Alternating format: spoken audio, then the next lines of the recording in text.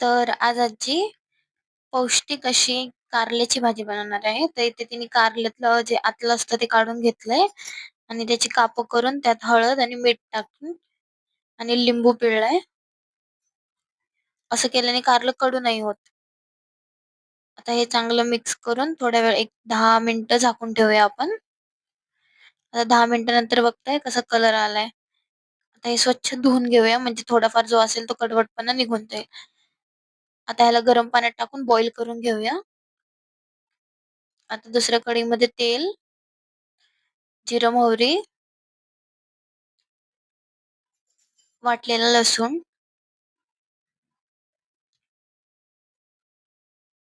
कांदा, कढीपत्ता आणि किसलेलं खोबरं आणि टोमॅटो टाकून छान सगळं फ्राय करून घेऊया. आता त्यात हे काळं तिखट आणि मीठ टाकूया. आता छान फ्राय करून घेऊया. आता हे जे कारले आपण उकडून घेतले होते ते पण टाकूया.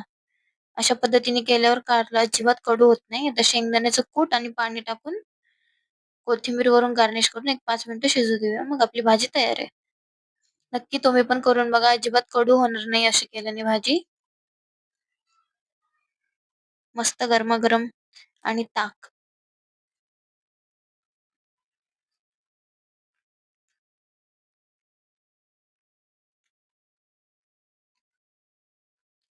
बघा.